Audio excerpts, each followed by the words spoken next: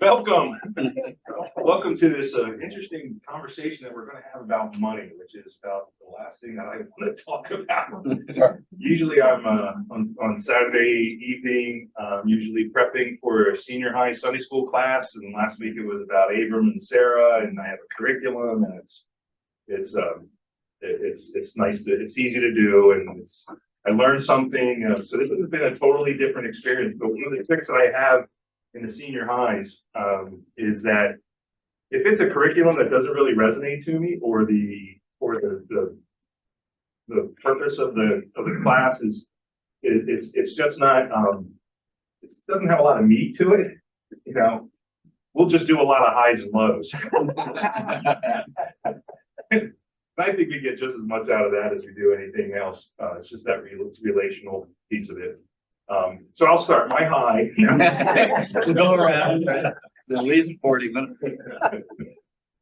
So welcome. So we're gonna thanks for coming, and we're gonna talk about an interesting topic, and move forward here.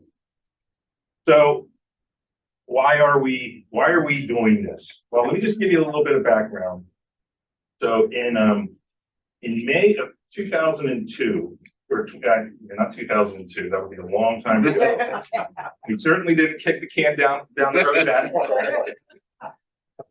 But in May 2022, Ray Crone stood in front of the council meeting and offered a statement, and it was a very thought-provoking statement. He raised a couple of questions, and it had to do with our endowment, the bulk of money that we have set aside that we use for a number of different things. You want to assign somebody to admin? Thank you. I can do it. Thanks. So he raised the question of is how we as Anabaptists, Christians, followers of Christ handle our blessings. And it's a legitimate question. I think I mentioned this in the one council meeting that in the New Testament, between the prophets, the writers, and Jesus, talk about money is mentioned over 2,300 times. So it bears attention as to how we handle it, what we're doing. So he raised a question, and it's a fair question. And it was more of a statement, if I remember correctly, than anything else. It was, hey guys, we need to take a look at this. And so we moved on. And then move my screen here. So then we moved on, and then in November, at the 2022 council meeting, Ray presented a motion to amend the proposed budget to address the shortfall that we had with the district and our giving to the district, and to the denomination and ministry and missions and ministry board. And he also again raised the question about the endowment and how we handle money and how we, you know, is this hoarding? Is this what we do as a congregation, as a church? Is that appropriate? And it was a legitimate question. So basically what happened at that time was there was a point of clarification as to what it is that we are voting on here. And you could sense in the room, I was in the room, many of you were in the room, that nobody was really prepared to answer that question, you know, or to dig into it. And it would have, it really deserved. And Jeff kind of said, well, he's going to create a group to study this, how we handle our investment funds. And Ray said he was fine with that, but he really wanted us to address this issue. So a committee was formed, and that committee was Ray, myself. Jeff asked me if I would lead it. Herb Hockley and Christina Booger. So it was kind of a diverse thing. I've kind of always known Herb as kind of like my finance friend. I'd ask him different things on finances. He knows a lot more than I do. I'm not in that realm. I'm not. I let other people handle that stuff, and I'm in the category like I think a lot of us are. And it's a pie chart, right? So everybody's got a different piece of the pie, and I'm in that. I think a pretty large piece of the pie that says I don't want to mess with this. I'll let somebody else do it, or somebody wiser. You know, I'll let them handle my money.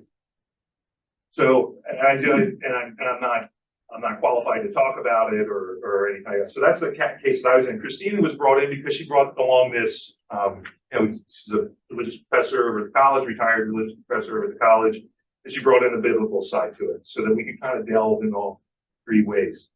So we've met now, I don't know, maybe 10 times or so, and we've invited different people to come in. We've struggled with the question and as far as what is our direction and what our goal is. And we've made a lot of progress. And one of the things that we really felt important was that, well, we need to bring the congregation along in this so that they can, when it's time to wrestle with this question, that they're a little bit more informed. So that's why we're doing this, and that's why you're here today, so that we can kind of wrestle with this question as to what is it, how do we respond, how do we as a congregation. I need to make the point that it's different. Let me make sure I'm not jumping ahead here. Yeah. But there is a difference between individual, how you handle your money individually and how you handle it as a congregation. Those are two different things. So, all right. So how do we do this?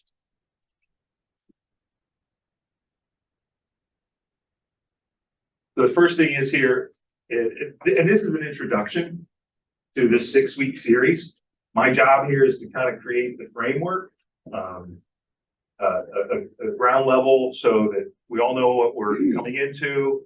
There will be a Bible study on the Gospel of Luke and what does Luke have to say about it. By far, Luke and Acts has a lot to say about this, and we'll dive into that. And we'll also have a panel discussion with the teachers, what did they learn. One thing I did want to, we are going to take questions, and some questions are going to be able to be answered right away. Some deserve a little more thoughtful response. And what we found when Christine and John David Bowman did the series on, I can't remember what it was. Process theology. They had people write down questions, and then they could address them the next week. And I thought we all thought that was a good way of doing it, just so that we don't get bunkered down into, get down the rabbit trail or whatever on a topic and get sidetracked.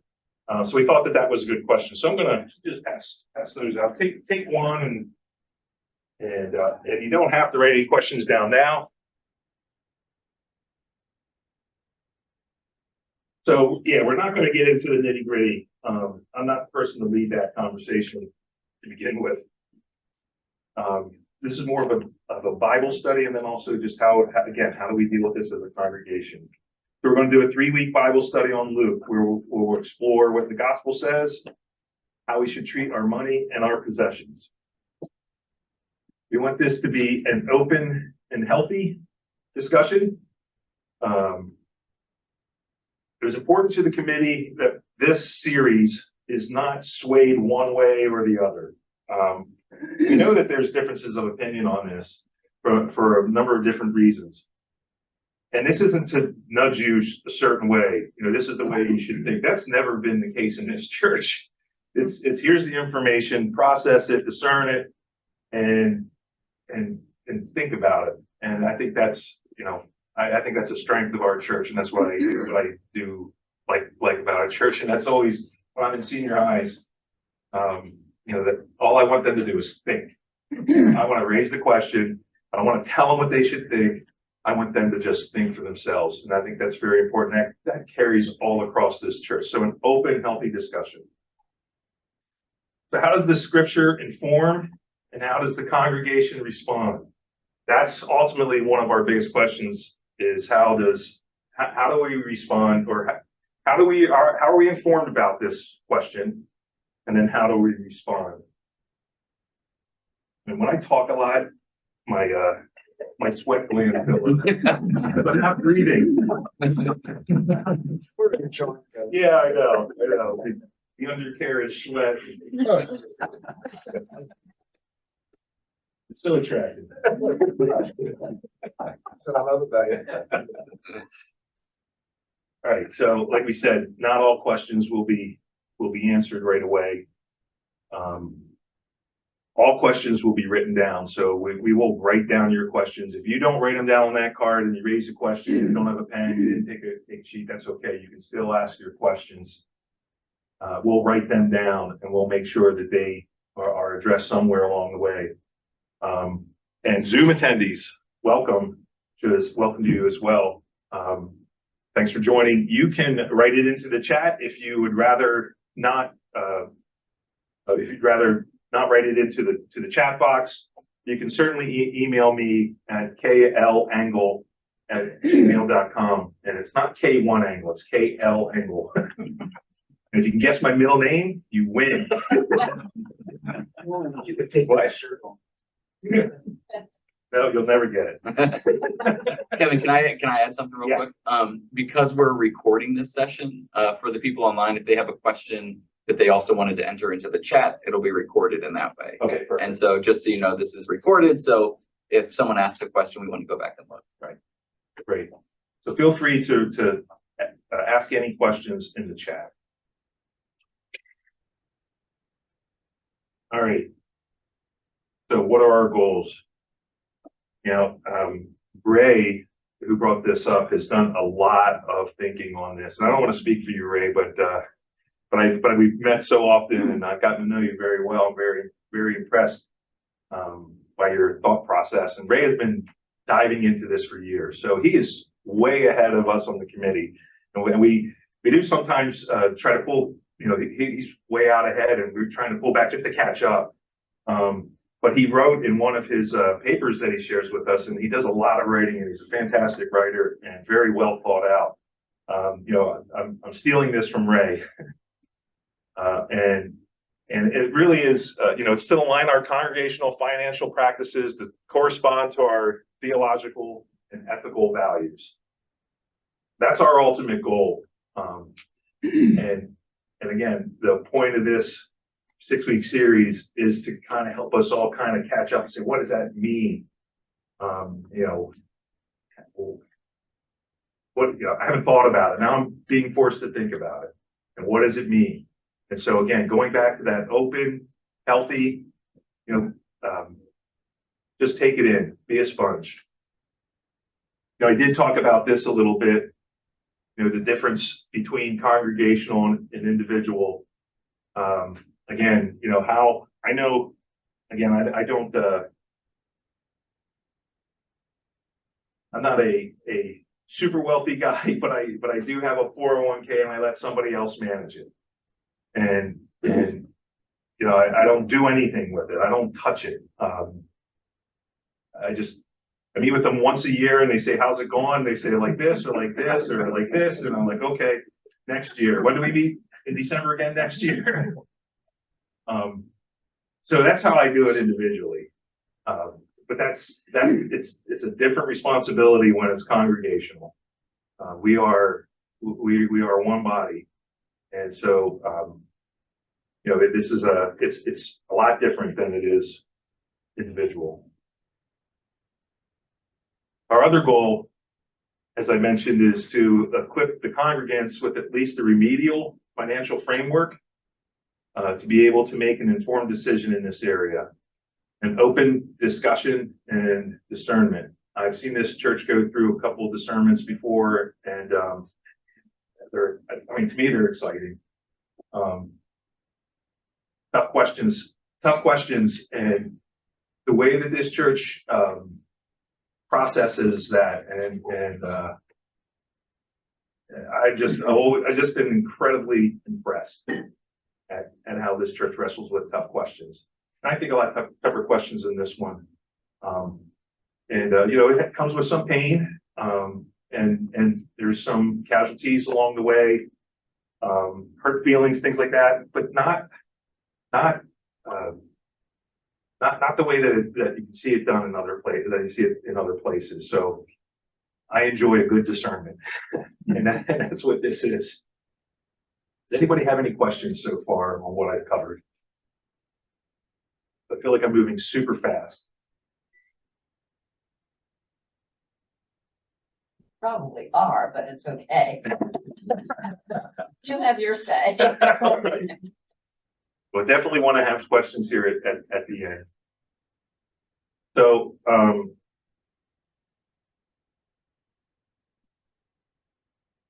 we did want to kind of give a little bit of remedial financial framework.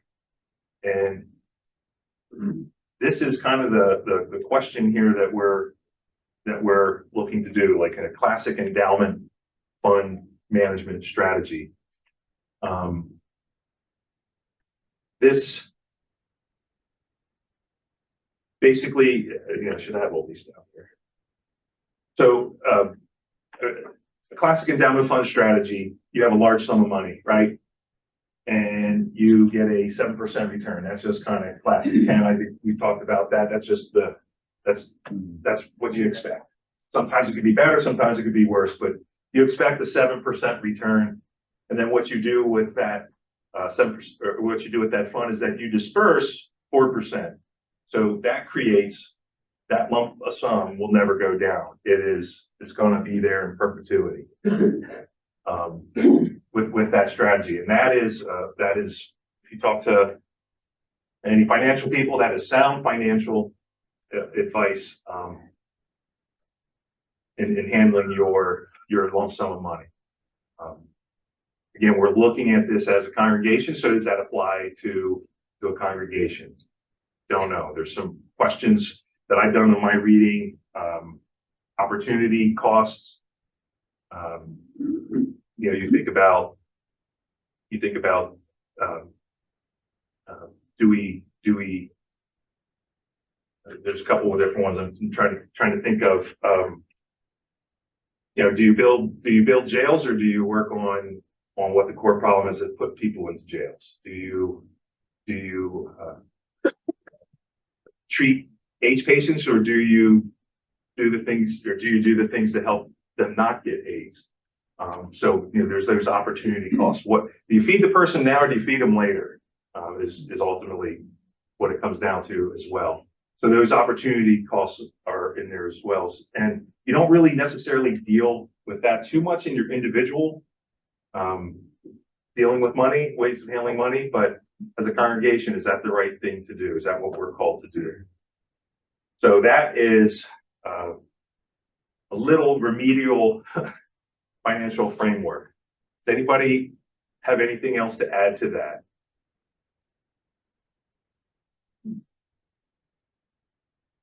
I was a resources chair probably 35 years ago or so. And my mother-in-law worked at the bank. She said she was astounded when she started working there and found out how many churches in E-Town have multi-million-dollar accounts that they're sitting on. And I knew we didn't have any. We had nothing. Right. And it wasn't long after that that somebody with some means died and left us a big chunk of, for us, it was a big chunk of money. We didn't know what to do with it. And it was Wayne Miller, the college, said, here's how you do it. Right. Here's how the big boys do it. Right. That's what's been in place ever since. Right. And in the back, we have the memorial paper too, that kind of, since we've issued guidelines as to what we do with that. Yes. Jack, you didn't speak loudly enough, which is unusual. So I'm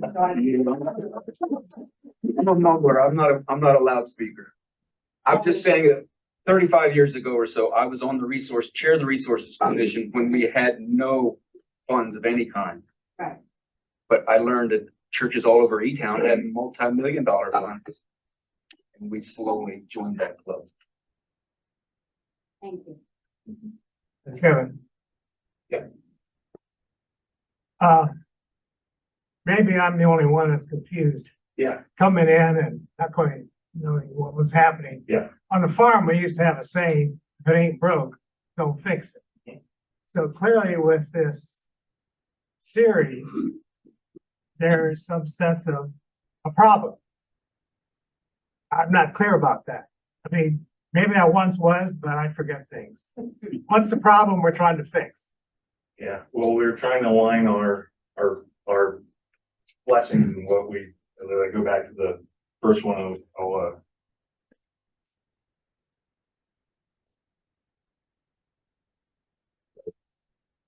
they align our congregational financial practices to correspond to our theological and ethical values. Are we doing what we need to be doing? Does that make sense? That makes sense. Right. It's a tough question, Ralph, but it's multi-layered. I think if I could add something, I think it's fair to say that we could go through this process and discernment, and we have a couple Bible studies coming up. We could come out of this and say, hey, everything is just the way we want it to be. Our current financial practices align exactly with our congregational and theological values, and maybe and that's the place where we arrive. But I think the question that is before us is that the case? Do we want to take are we taking our temperature financially and theologically? Are we doing what we've always done just because we've always done it? Are we thinking about it? And yeah, maybe there's not a problem, and then we don't do anything. But I think that's part of the question. That's good. On the other hand, Ralph, you could probably tell me chapter and verse where Jesus was quoted as saying to his followers, give away everything you've got, take nothing but your cloak. Did he say he could take a staff as well, or just the cloak and the staff? Or one of the I don't know. I haven't read the Bible. You haven't read that? Somewhere in there's that extreme of go out with absolutely nothing. And so where do we find ourselves on that spectrum? Right. What's missing up here? Yeah.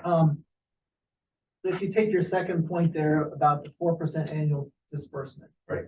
I was on the witness commission, and we were responsible for the witness and outreach disbursements.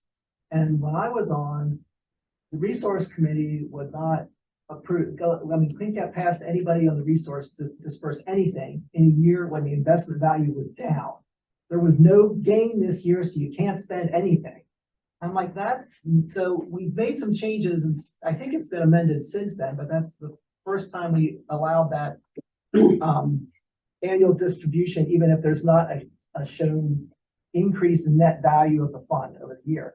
But what's still missing is that the purpose of when the donors give money to one of these endowment funds, it's for us to use the money responsibly for the purposes of that fund. And it shouldn't matter if the value of the fund goes down over time. If it does, that's just you're not the fund is not being no one thinks that it's important anymore, and that's okay. Let it die. But if it is something that's important, it will get, even if you spend more, and the value will go up and down, but there'll be more donors in the future. If people will be giving and replenishing the fund over time. So I have a real issue still, 20 years later, with that second line there, that the distributions are capped at just 4% of the value of the fund, because if we have a vibrant congregation and we're using those funds and in healthy and productive ways, and people see that, they will give additional donations to the fund to become perpetually, that's part of the perpetuity. And that's not accounted for in any of those numbers up there. Right. That's a good point. There's a couple of people. Damon, you had your hand up earlier. Yeah, just looking at, if you look back at Jesus' time, it was forbidden to take interest or charge interest. And up into the Middle Ages, it was a sin. Usury was a sin up until John Calvin, and he said, well, you can take a little bit. And then that's when the Europeans got in and sort of started making hand over foot and stuff. And, just looking at some of those things, how have we moved from Jesus' time and that time? How did they view? Like, why should we have, the whole question, why should a huge sum of money be sitting in an account that makes money for Wall Street and international billionaires who are making hand over foot on our money? Is that what we want to do with our funds? That's sort of a bigger picture. Who should benefit from that money? Yep. Yes. I'm going to pose a question because I struggle with this question myself. how do I live a simple life? And here we are talking about thousands, millions of dollars. That to me is not the simple life. But on the other hand, Great question. yeah, Break that. well, maybe it'll come up in Yeah. the scriptures I- too. The simple life. Yeah, I'm looking forward to this, Yeah. next 3 weeks of the Bible study. Yes. I just add one quick thing.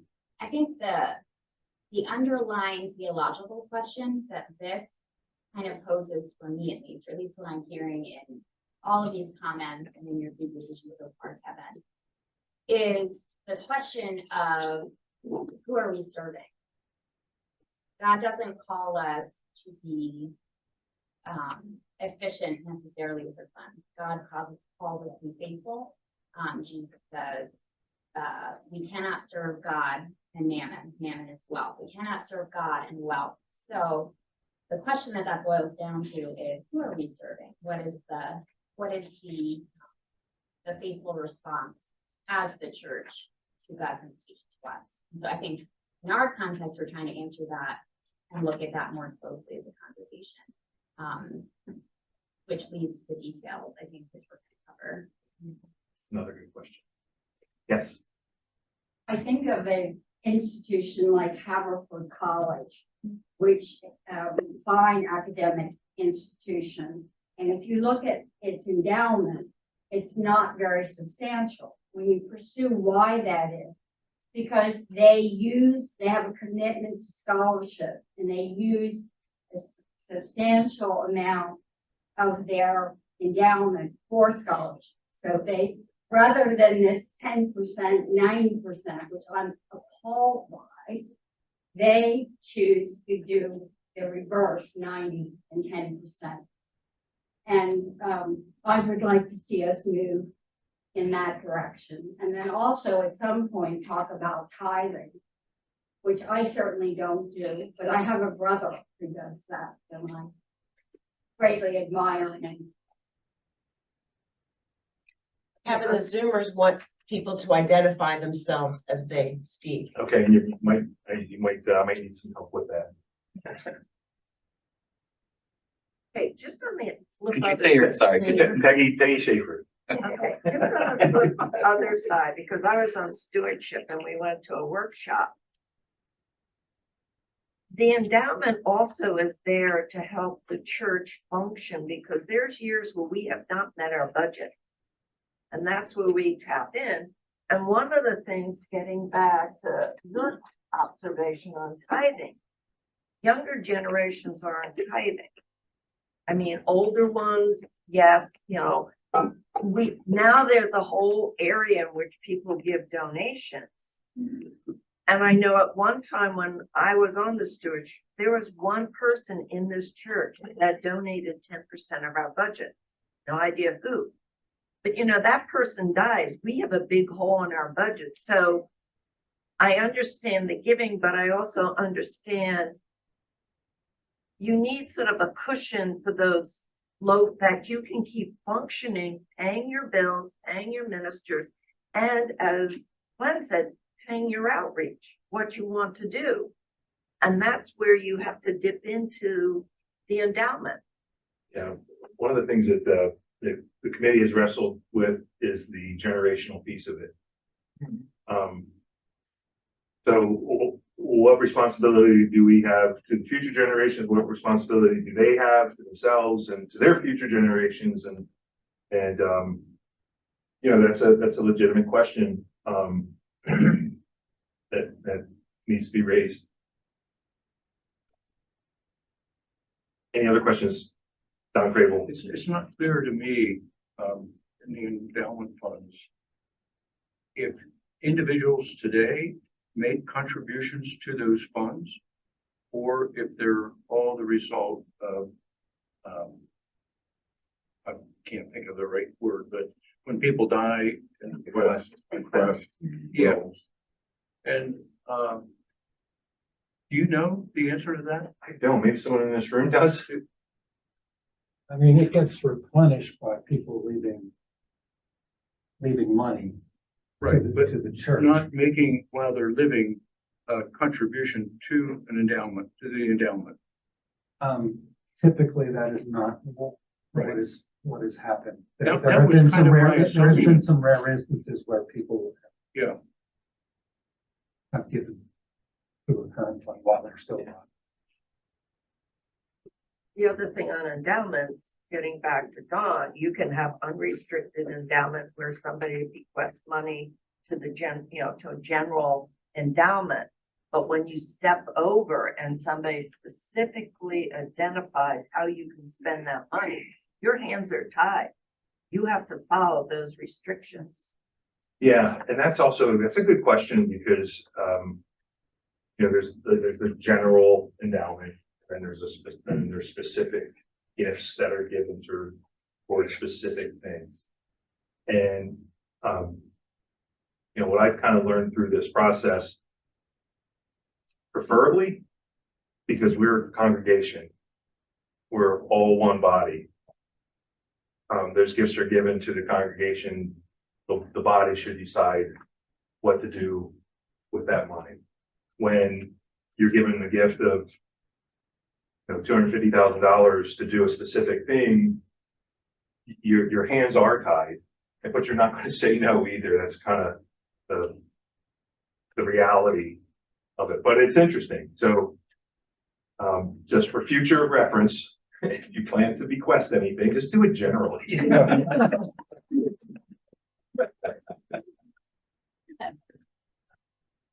Good questions. There is a process for dividing an unrestricted gift. Right. A percentage of it goes to the, 50% to the outreach ministry and 50% to the resources.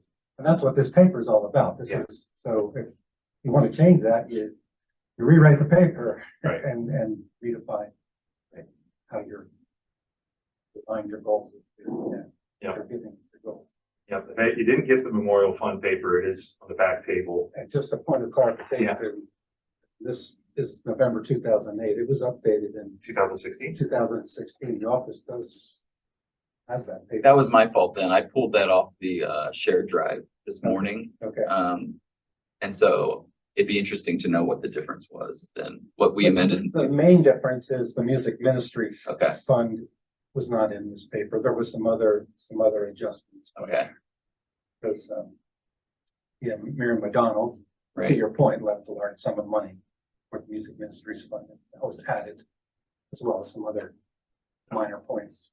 So that's, I But this is apologize. basically the same, but there are some changes. So just so everyone did hear what Frank said, that the copy of this document is not the most recent copy, which isn't helpful, but I think it is largely accurate and had to what it currently is. But there's a couple pieces that are different in a specific category. Who asked that question? Frank, or I, Yeah, that Was was that right. If you keep remembering to identify ourselves. All right. Just a comment, who really. is that? Who's talking? Herb Hockley here, front row. So what we see on the screen here is kind of a framework that we have in place today, roughly, right? And so this isn't necessarily a suggestion that we continue this. Yeah. But it is kind of a framework. And I think the intent was just to help people be aware of where we are today. And my observation is just based on the questions and the comments that we've heard in the room so far is that people are wondering if this is really how we ought to be handling this. So their questions are kind of the same questions we've had that go back to Ray's initial motion and his commentary that he shared that, let's make sure this makes sense and is aligned with what our church believes in. If over time we examine this and start to realize that maybe it isn't, then there's going to be action that's going to be required, like potentially revising this memorial paper. And that's going to, there's going to be a process for that to happen. And ultimately, we're all going to be in a council meeting and we're going to have to approve that. So the reason we're doing all of this is to just make sure that we're equipped to answer that question so that we're not sitting in a council meeting and, someone says something that kind of blows us away and we need some time to digest and think about it, we're going to be ready to take action. So that's really kind of what we're hoping to see happen as a result of this. Now, Herb just said what I needed to hear. Yeah, that was great. Thanks, sir. Well said. Yeah, well done. Done. Sometimes it's difficult to have a floating 4% over 4 years rather than a specific year, because that way market goes up and down. You're looking at it over a floating 4-year period. And I think the other thing to note is, and someone had kind of mentioned this earlier, this is Jason, David, is that the process that we've traditionally used, I lost my train of thought because I had to say who I was. A lot of data power. Oh, my. I wanted to add some, it's almost there. Wait, This is Jason. yeah, it's still Jason. Yeah, it's about to, I'm not preaching today. I don't even have an excuse, like I used up all my energy. I have it. And we're not interested in also just spending money to spend money, right? So if you have an endowment that's a certain size, I think part of this conversation is making sure that the mission and ministry of the church, that there are funds available for that. But the goal isn't to simply just frivolously spend money to spend down a endowment. In other words, it's not like we would say instead of 4%, we're going to do a 10% every year, and we have to spend it and find some good reason to spend this money. I think the conversation is about just making sure that what we seek to do as a congregation, as a people of faith, is aligned with the resources that we have and the flexibility and the desire of the congregation that those things are in alignment. And it's important to note too that in the November council meeting, that Ray did make an amendment as far as to the budget, and that's what brought this whole thing up, which was that he felt there was a shortfall in the amount that we give to the district, and he also felt that there was a shortfall in the amount that we give to missions and ministries to the denomination. And if you didn't pick up his statement that he has it laid out there, and but the district, it's kind of a math equation. It's number of members times $55, and that was and I never heard of that before. I didn't know of that before, and found that some of the folks on the witness commission, where that budgeted number comes from, weren't aware of that as well. They just saw last year we gave this, so we'll give this again this year. So it was good that that was raised. Part of the committee's charge is to make a recommendation on that, and we're moving forward with that. But we felt like this was very important to have everybody involved in it, and making a recommendation as to do we do that or do we not do that. But that's an important piece of this as well that brought us here. Again, it's the math equation, and just the number of members that we have in this congregation is around 473. And if you look at the list, you'll probably like, who's that and who's that? never. But that we also use that number to determine how many delegates that we send to annual conference and to district conference and things like that. So we use it in some cases, and in some areas we don't. So we have to be consistent on that. Yes. George Snavely. Anyhow, in the mix of this, I want to ask the question of putting the word benevolence in this discussion as we continue, because we've been asked as a deacon body to put boundaries on benevolence. And I respond to the responses here. Where are boundaries that we have to name for benevolence? Yeah. And so that word benevolence is part of the mix here too, in our current nation, and this community and the world. Thank you. Don? One of the generational issues is the whole idea of membership.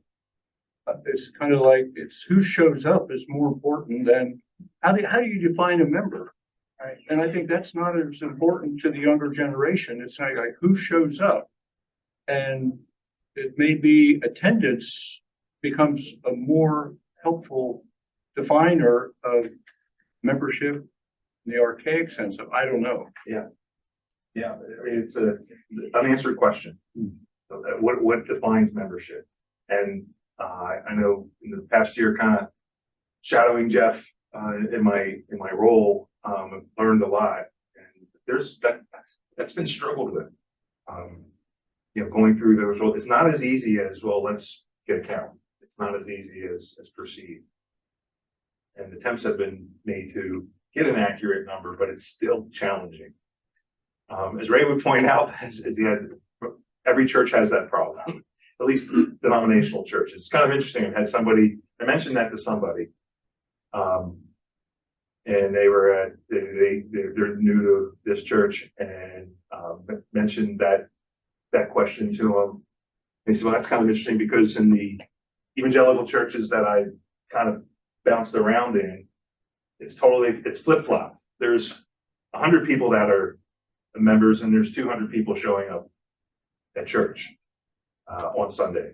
But in denominations, you're not taking my grandson off the membership. He may live in Colorado, but you're not taking him off of membership. That happens a lot in the denominational churches.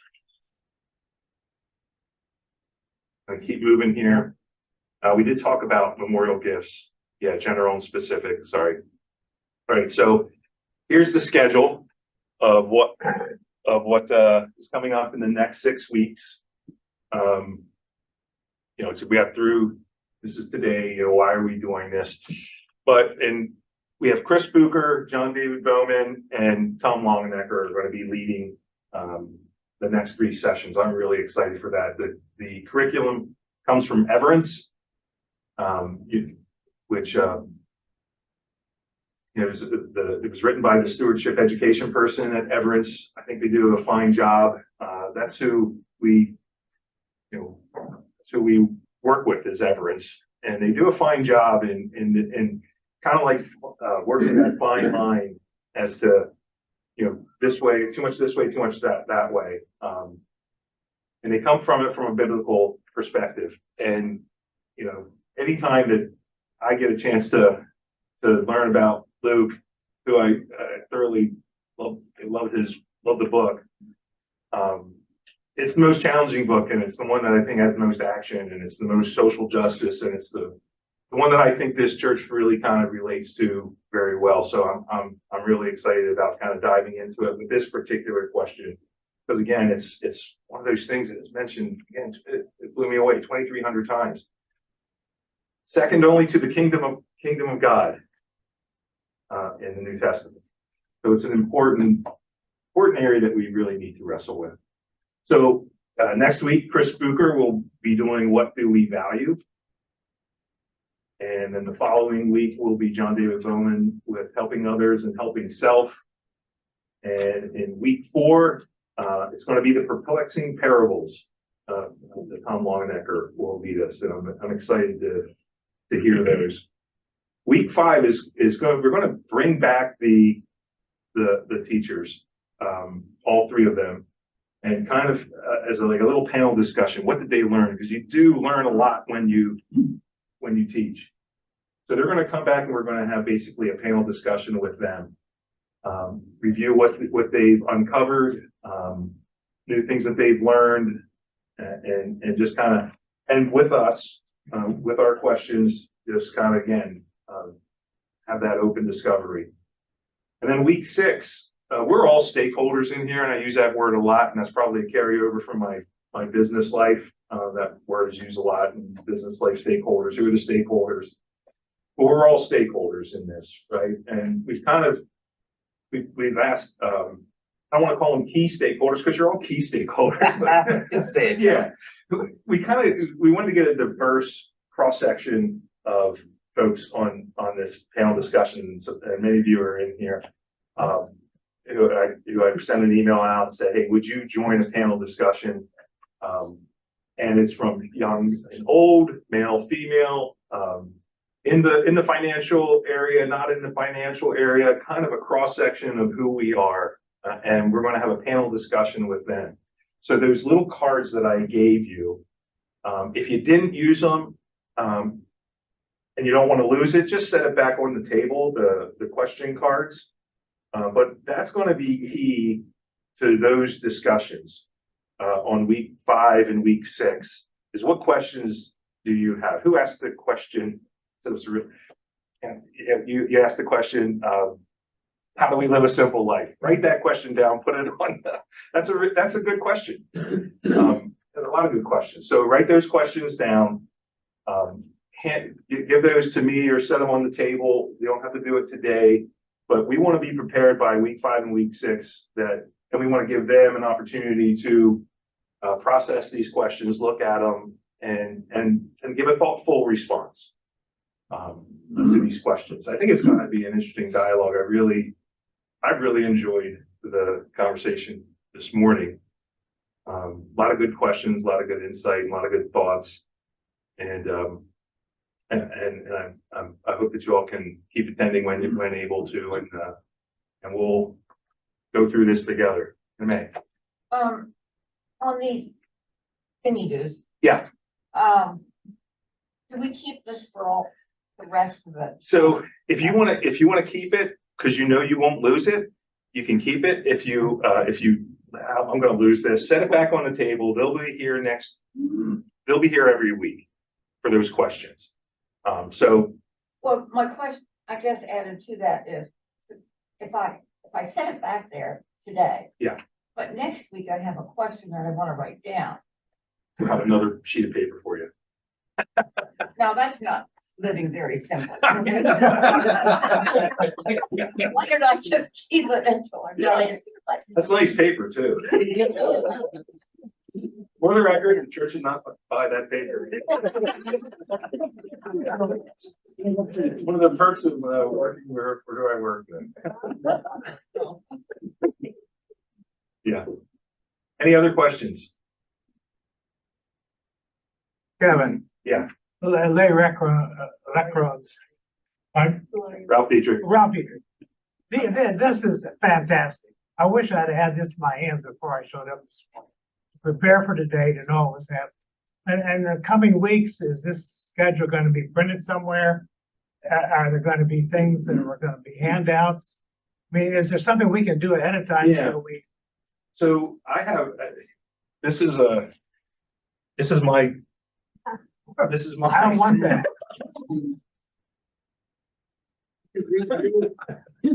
But there's a lot of good information there. I'll talk with Jason and see if there isn't some place that we can put something that you can go and grab different pieces of it. The Reader's Digest version, please. Some are Reader's Digest versions. None of them are more than 10 pages. But there's some interesting. This is a question that's been going on for a while. Harvard has wrestled with this. Milton Hershey has wrestled with this question. That's interesting you mentioned Haverford, because I did look up their endowment one time, and I was really surprised to see how low it was. Because I've been to that. My daughter played in that conference and was at that school. It's a beautiful school, and I would not have thought it had the same type of endowment that Elizabethtown College has. But that's interesting I'm curious to learn more about that. Yeah, it's interesting to note that Harvard University has more money in their endowment than a lot of countries. Yeah. 50 billion, I believe, Yeah. in that range, which Milton Hershey School has as big endowment as Harvard and Stanford and the biggest ones. I mean, it's like third. I think Harvard is first, and maybe Stanford, and then Milton Hershey School, which is amazing. Chocolate, yeah, it's a lot of chocolate. Any other questions, any thoughts? I just have one comment. It's Jeff Eisenbeiss. I just have one comment, and that is, when Ray brought this to the council meeting and kind of blew it up, I knew this was gonna take some time. That's why I asked you to take this over. And you've done a fantastic job. Your committee has done a fantastic job. This is exactly what I was hoping for. Thanks.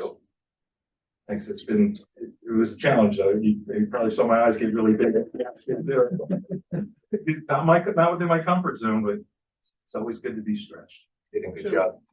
Kevin, when do we get to the nitty gritty? These 6 weeks don't take us there. And so is there another 6 weeks after this? I mean, when we actually look at the numbers. Oh, man. That was Don Crable. Don, I think that process is gonna be revealed. I think when we go through this educational phase, we're gonna get to a point where it's gonna be, this is pretty obvious that we need to change something or we don't need to change something. And at that point, Kevin will be board chair. And he's gonna appoint somebody else to say, okay, take us through the next phase of this, which is, what do we do with what we've learned? But right now, we're just getting to the point where I think you're the one that, when he brought that motion up, you're the one that said, I don't have enough information. That's true. And this part of the process is to get the information there. Then we'll be ready to do the next part of the process. And Ray, can I share the story that you told about your past experience in bringing this up? So, like I mentioned, Ray has thought about this for 5+ years. Done a lot of research on it and read on it, and when he was at another congregation, he brought this up, and he was told, hey, stop asking questions. We're not allowed to ask any more questions. No more questions from you. And I think the question that Herb asked him at our meeting says, well, do you feel that you've been listened to? And he said, yes. We're diving into it. May not be at the pace, that Ray is. He's thought a lot about this. He's ready to move. But we keep saying, Ray, you gotta wait for the rest of us to come along with you. And decide if we want to come along with you. Maybe we don't. And Ray, Herb asked Ray, so what if we had voted on it that day and it got voted down? Would you have been okay? He goes, yes, I'm used to that. Did I tell that correctly, Ray? Okay. So this is the church that listens. Isn't it like the prophets of old, though, that just kind of heck, you know? What she's saying is, leave us alone.